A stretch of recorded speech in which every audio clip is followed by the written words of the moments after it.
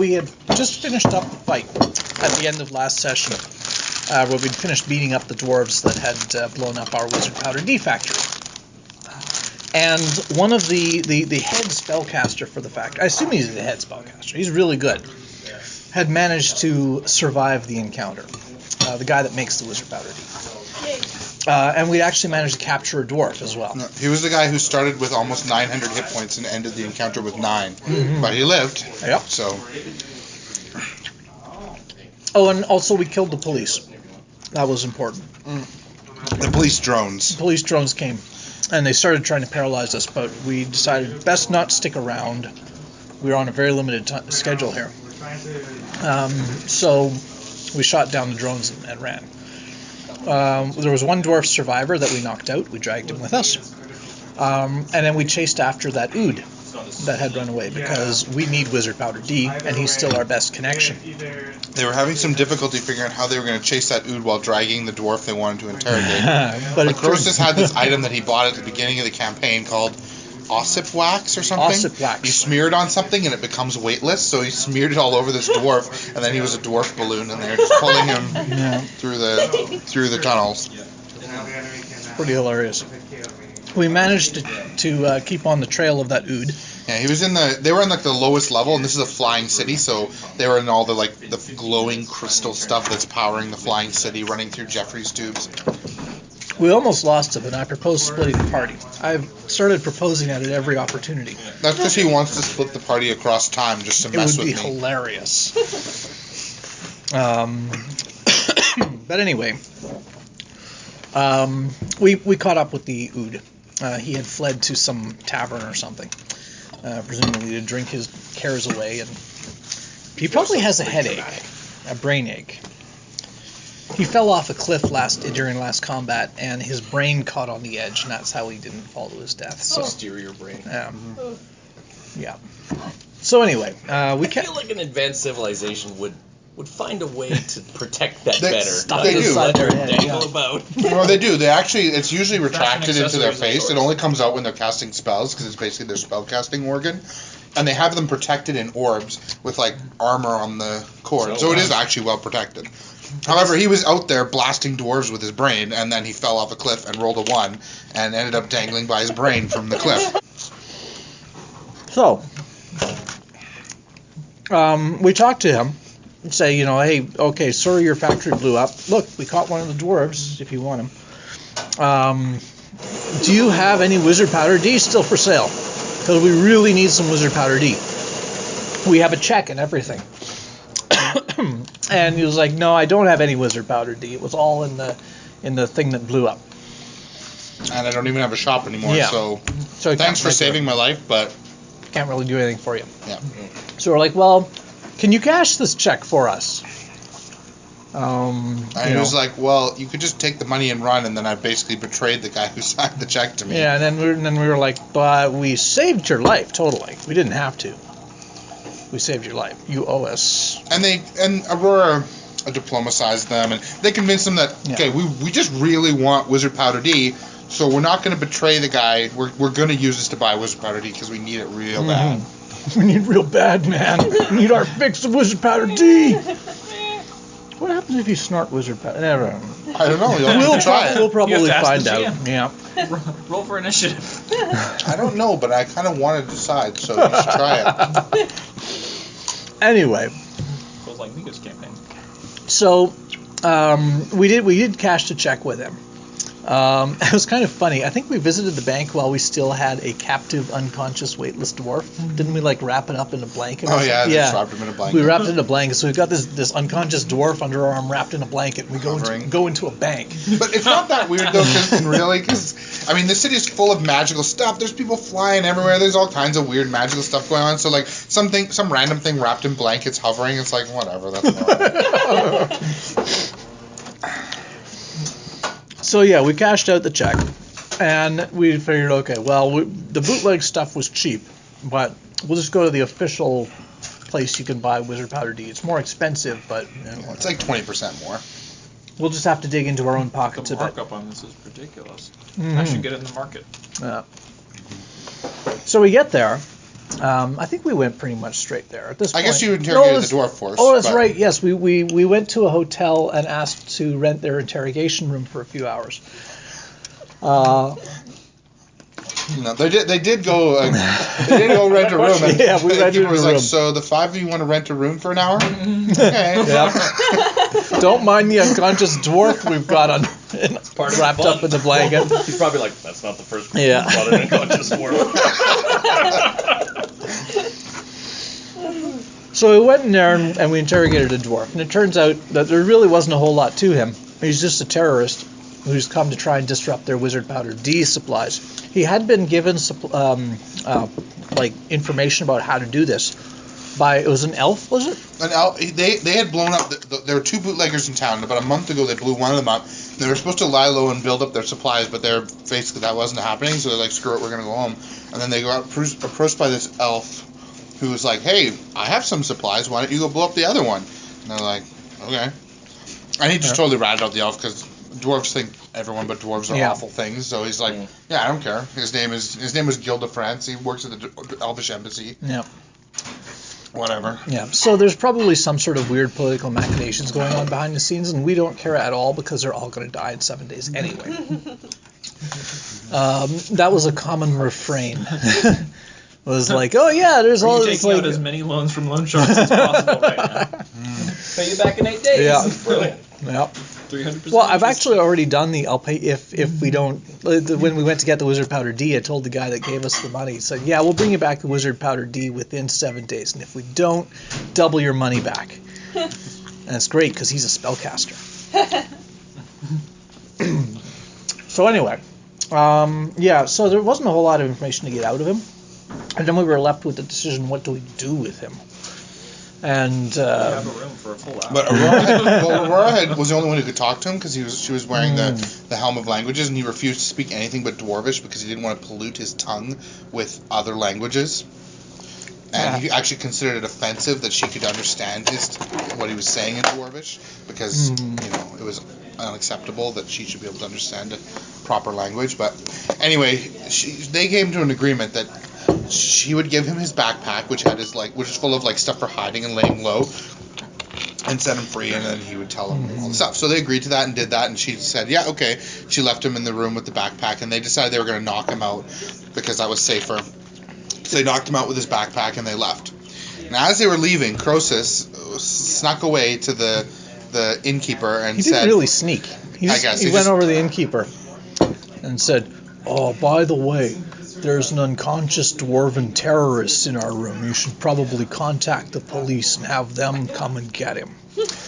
And we all rolled our perception checks, and everyone made them except Aurora, who completely flubbed hers because we assumed afterwards she was talking with someone about their grandmother or something like that. But when Croesus started doing this, Robin, who's playing Aurora's like she was gonna be so pissed that she made a deal and they're basically betraying the deal, right? Yeah. But Croesus and Tim was convinced that this was the right thing to do because he's a terrorist. He should be turned into the police. Yeah. So they had a difference of opinion over what the right thing to do was, but Cricket thought it never came to a head because she didn't notice. Yeah. Cricket thought we probably shouldn't turn him over to the police because that he might tell the police about us, and then the police might come looking for us and delay us by a couple days. But of course, Cricket doesn't really have an opinion exactly. So, but she's the party leader. Yes, she is the party leader, but she can't make them do anything. So like a normal leader, then. Yes. See, actually, Cricket's role as party leader, I think, is actually really good. Her role is to find out what everyone wants and then tell them to do that. I've found a lot of D&D parties will start spinning their wheels because they want to do things, but they don't want to commit to doing those things. Yeah, that was Mika's group. Yeah, and so having some guy that, is like, okay, you all want to do this? How about we do that? And then they'll be like, oh, okay. Anyway, so that's kind of Cricket's role. But anyway, so we left the hotel. And we never saw that dwarf again or heard anything back from that. So we assume that he got picked up by the police and was being, brain scanned or whatever, and all that. So we went from there towards the central Wizard Powder D dispensary where you can buy the stuff legitimately. And on the way, we did a little bit of shopping. Yes, we decided we're gonna, hopefully we'll save our lives. But let's see if we can also get something out of this in the process. We're adventurers. We decided what we would do is try and shop around for magical rituals and stuff that is common knowledge now, but will be lost in 7 days' time when the world ends. That doesn't exist in the current day. So yeah, we went to like the ye old magic shopping to try and buy some rituals and things like that. And that's where we went. We were looking for rituals, so we went to the magic bookstore, and they were selling any books there. And they were having a book signing by the lead wizard who invented for the project. any books. Oh. So there's the guy right there signing books, where if you go up to him and say, "Hey, I've noticed there's a bit of a weird flaw in the any book. What happens if this happens?" And he'll start thinking, and he'll go, "Oh yeah, that'll destroy our civilization." Fix. Because Serendipity has already figured out how it happened because she knows, and so it's been and she's like way less of a level than this cool wizard guy, right? Yeah. So it's been established that the only reason they don't know is because hindsight's 20/20, right? If you know the whole world's gonna blow up, you she can sense how they did it and be like, oh, it's so obvious. Yeah, just tell him you didn't null check this thing over there. Yeah, exactly. And he'll go and look. He'll be like, "You're right, I didn't." Fix. Yeah, and so if we could totally prevent the cataclysm coming in 7 days' time. But no, we're not going to do it because that would completely change history. Yeah.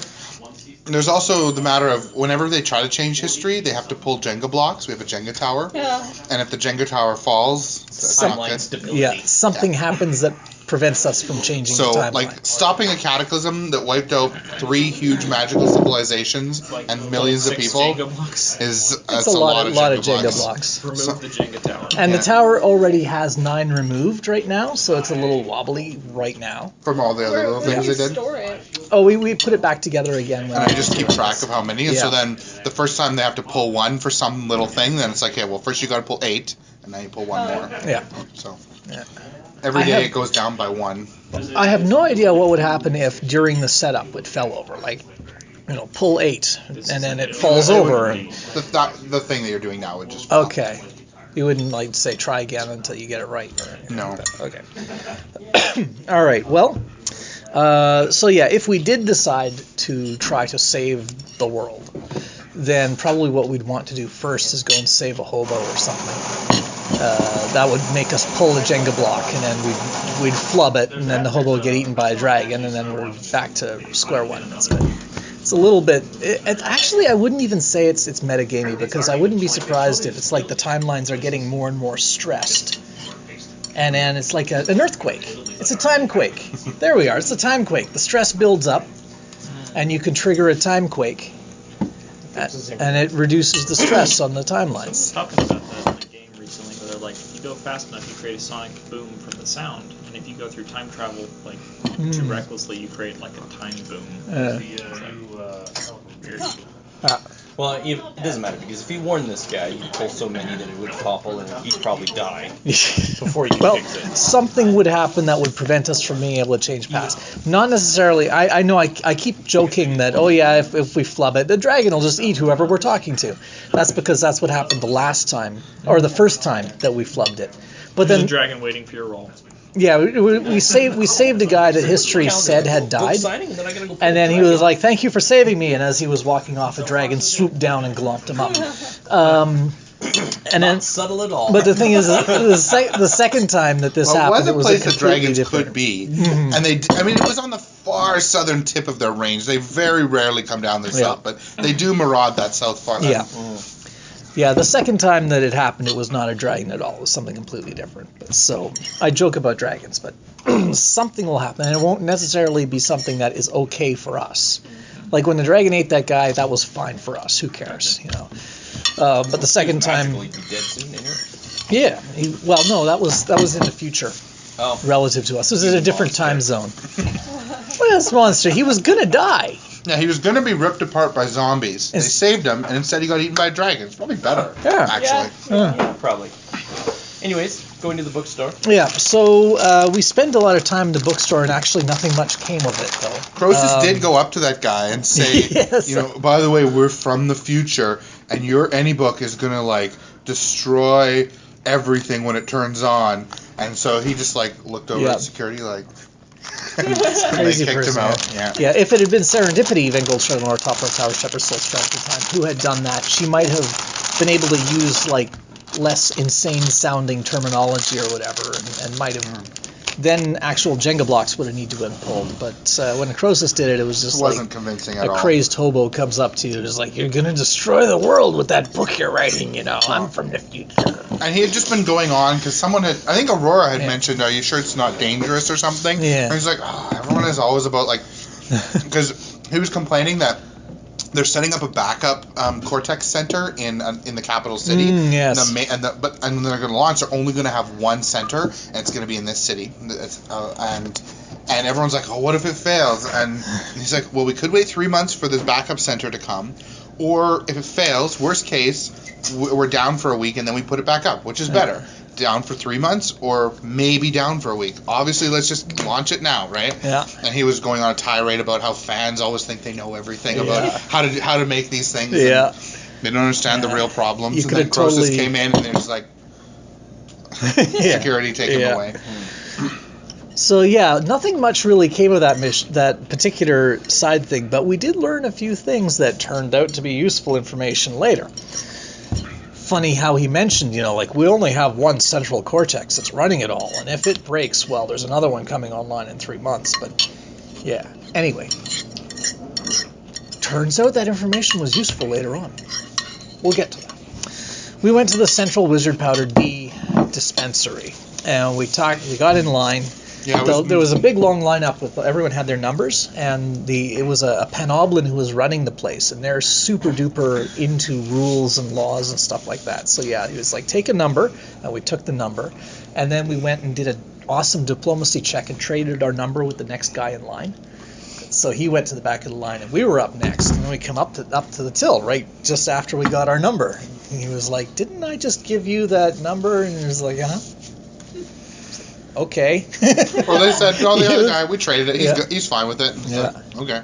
Yeah. This place was a lot, like the other place was like a seedy alley, but this place was marble floors, had a big reception area. That's why it cost more. Well guarded. Yeah. And they took them into the back, into one of the rooms private to talk about it. Negotiation room. Did you bring an unconscious dwarf? No, we let him go. Remember, we turned him over to the police. I thought maybe. So they talk to this oood guy, and they talk about how much Wizard Powder D they want and how much it's going to cost, and they can afford the extra, and it's all good. And he's like, yeah, okay, so that should be good. I can have that for you in little under 3 months. Yeah. Yeah. Turns out they are way backlogged. They've got an enormous backlog of orders. They don't even have any in stock, so it's not like you can pay a tremendous amount to get. They said if you pay 5 times as much, we'll put you at the front of the line, so you can probably have it in about 13, 14 days, because they're waiting for a shipment to come in because the dwarves have been harassing their shipment of the source materials, etc. And so they have a new shipment they're pretty sure is going to come in, but then it takes 5 days to make, and so there is literally no Wizard Powder D available in the city until after the apocalypse is scheduled to happen. And so we're like, well, bad word. What do we do next? We started kicking around some ideas. Croesus had this... It was great. Croesus was talking about how the cataclysm wasn't actually caused by the AnyBook. It was caused when the Mole King touched the obelisk, and the obelisk didn't like that. And he starts going on this weird ramble about this. He's gone on this ramble before where he has the alternate idea of how history went that the Oblin have taught through the centuries, and the magical apocalypse was caused when the Mole King touched the obelisk, which he has actually mentioned previously several times. So, before we even went back in time, right? Any clue we were going back in time, he was talking about that. So. And the great thing is that he's right, darn it. Now, not that the obelisk caused the cataclysm, but the obelisk survived the cataclysm by creating a bubble of space around it where the cataclysm wasn't happening. And so if we were to actually go to the obelisk and hug it when the cataclysm happens, we might actually pull through. But Croesus is crazy. And so we were all like, that's very nice, Croesus. What other ideas do we have on the table, everyone? Yeah. It's great. So we considered things like trying to find people that had already received orders of Wizard Powder D and robbing them. We were considering trying to find out how Wizard Powder D is made, and we'd have to go out and get the raw materials because there's no raw materials in the city either.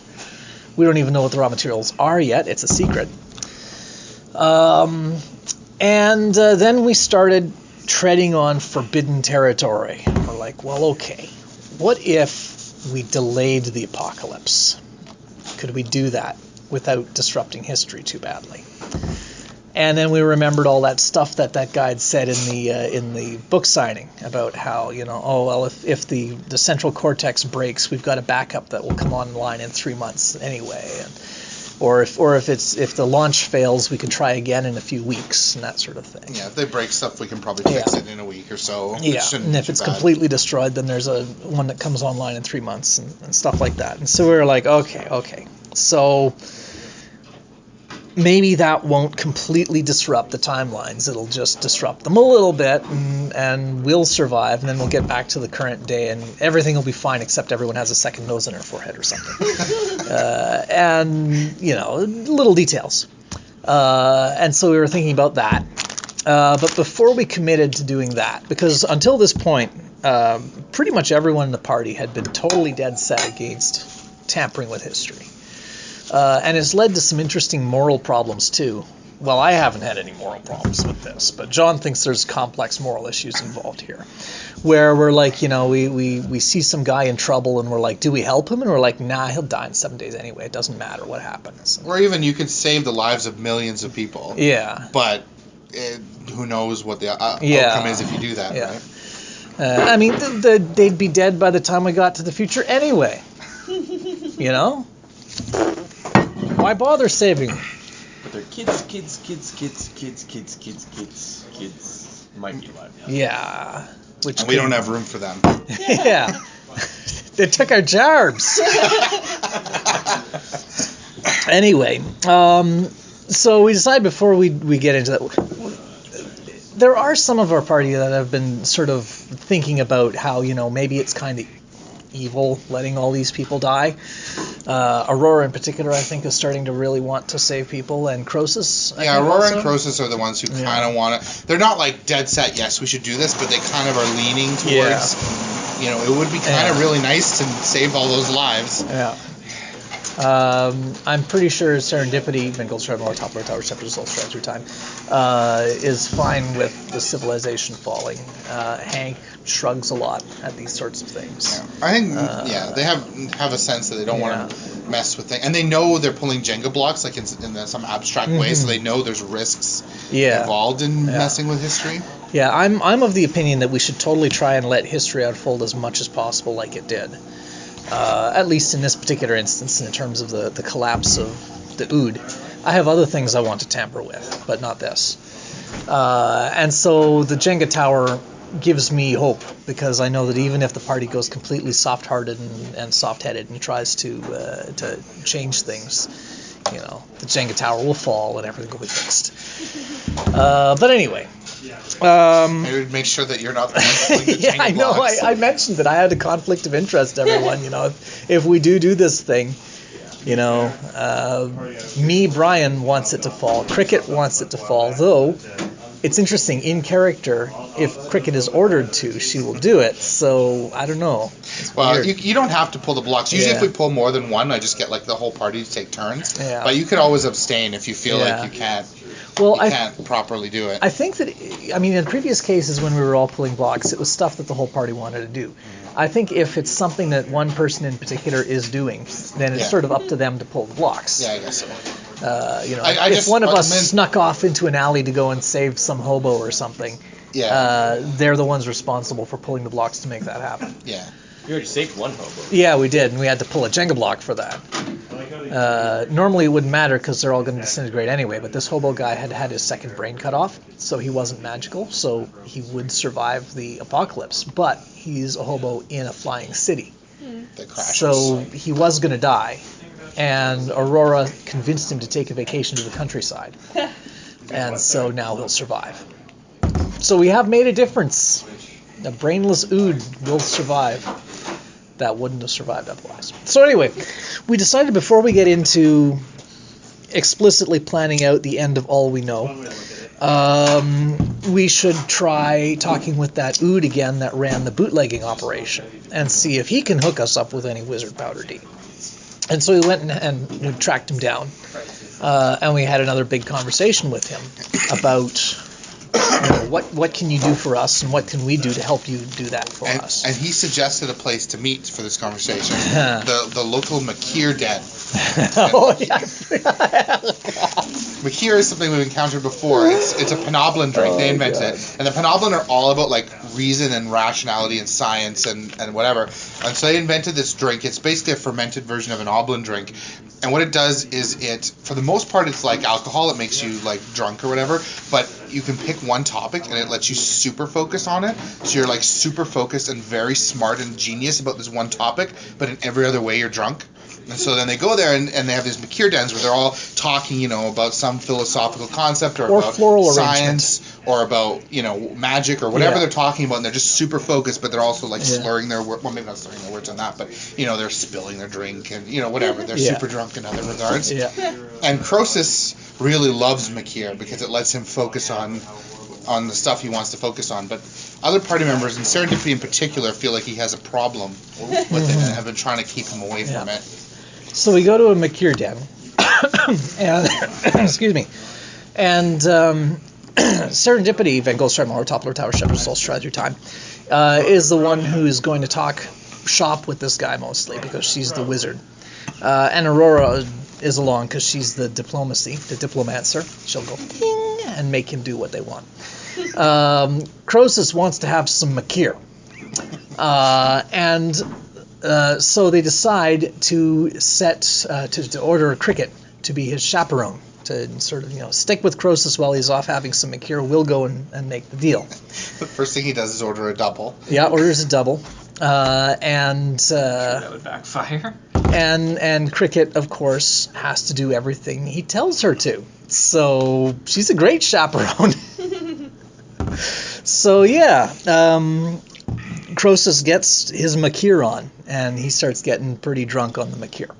The city's... Go ahead. The city's populated, a lot of the people there are Panoblin, and they're Oblin, the Oblin are devoted to closing the world's ruin, fighting chaos, and obeying the law. But some of them said, no, that's arbitrary. There's a deeper law. There's natural law. We should be studying reason and science. And they left and became the Panoblin. And the Oblin consider them to be deserters. That's what Croesus calls them. Like, this place looks like it's full of deserters. And so he kind of has a bone to pick with the deserters, and he's also been heavily drinking Makir. Yeah. And he sees like some Panoblins sitting around there talking intently about flower arranging and the best way to do it. Yeah. And he just walks up to them and starts. Well, before we go into this, we should do the negotiation, because the rest of the party had gone into a private booth, and it was a soundproofed private booth where they could do private negotiations and stuff. And they started talking about can you set up your Wizard Powder D production again soon and get us some Wizard Powder D within 5 days. And he was like, no way. I mean, if I had a ton of money, I could maybe get set up again in 5 days, but then I'd have to get the raw materials, and I'd have to produce it and all this sort of stuff. And so the rest of the party was starting to talk with him about how can we help and expedite that. We'll just give you the money to set up, and in payment, you give us the Wizard Powder D you make first. And he was like, well, okay, well, with the money, I can get set up in 5 days or whatever. And it's like, okay, well, now the raw materials. Where are the raw materials? And we'll go get them for you. And he's like, well, I have a caravan coming in that'll be in like 8 days or something. Something like that. Because they go the circuitous route because they don't want to get caught by the official caravan. And he's like, well, I guess I could, if you want, it's in dangerous territory, but if you're willing to take a risk for this, you could go and fetch it for me. The materials are secret, though, so they'll be in a sealed box that you're not allowed to open. And they were like, oh, yeah, we're really good about currying boxes and not opening them. It's fine, no problem there. We have tons of experience with not opening boxes that we're currying. And it was like, and you'll have to, if you want to do it fast, you're going to be flying over the Titan Waste, which is basically a death sentence. Yeah. But yeah, if you want to try, and by the way, if you horribly die, I guess I'll just keep the money. Thanks. Yeah. Yeah. So we're just like, okay, next problem. We're throwing money at you. We're throwing we'll promise to do all of that for you. Oh yeah, we have to jump down a dragon's throat. Okay. Can we bring hatchets to get back out again? All right, that's fine then. And so while all this is going on in this soundproofed room, the stuff with Croesus is happening outside. Yeah, and and so now the Penoblin. I don't need to recap all of it because they had a big fight, but he just started, he started ranting about the deserters and how you've lost the law. It's an important law, and you're all just and deserters. They started arguing that that the law is arbitrary, and they're going for a deeper law. And he said, no, what's important is closing the world's wound. And they said, why? The Oblin have been trying to close the world's wound for thousands of years. You have made no progress whatsoever. In 20 years, we'll have the technology to close the world's wound, and then we will be the ones. And when it's the right time, it'll be the right time. And he's like, no, you won't, because in 7 days, you're all going to turn into powder. Yeah, pretty much. And anyway, he started this, and then someone noticed something about Croesus, and they all started, because all the Penoblins so far have been like, when Croesus went to the Oblin lands, all the Oblin kept coming up to him and being like, I'm so sorry. Would you like me to kill you?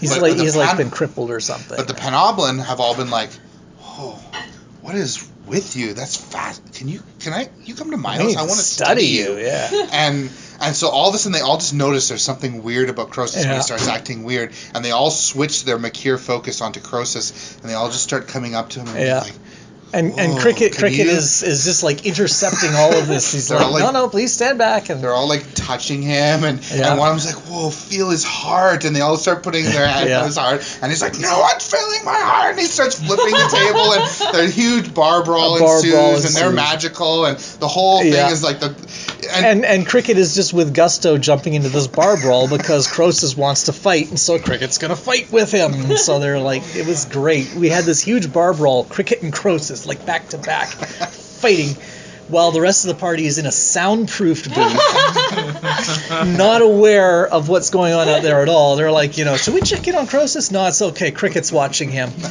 He's fine. So at the end, the bouncers threw them out on the street, and the party left their soundproof booth to find the entire bar on fire and in shambles. And I can't remember. Did Croesus then head off to another bar after that? I think. Oh, did he? I seem to recall. That was right about when we wrapped up, so I didn't hear that part. But. Yeah, I think after we got thrown out, Croesus wanted to go to another Makir bar, and Cricket was like, all right, let's go, because she does whatever she's told. Do you know what's up with Croesus? We know some stuff about what's up with him. He's basically got a supermassive post-traumatic stress syndrome thing going on. He was part of an ill-fated expedition down into the chasm that wound up killing everyone except him of the group. And he was badly traumatized by this and is essentially broken. And the Oblin can all tell, but it looks normal on the surface. Well, he's kind of scratched up and wretched up, but but it doesn't look that weird. But the Oblin all look immediately like, whoa, what's with that guy? Yeah. And what does he see? I don't know. He's just messed up somehow. Yeah. I know what it is, but So he's on this quest to be healed from his experience, and he thinks he's in a dream that is a therapeutic healing dream of some kind. Oh. That's why he keeps insisting nothing's real. Oh. Yeah. And things keep happening that are the opposite of helpful. It's great. In any case, that seems to be the plan, is they're going to go try to get the source materials. The guy basically said that if he rushes, which he doesn't recommend because he can't guarantee it won't fail, he can probably set up in 5 days and make it in 5 days. He would recommend doing more like 7 and 7 because that will be better for the outcome.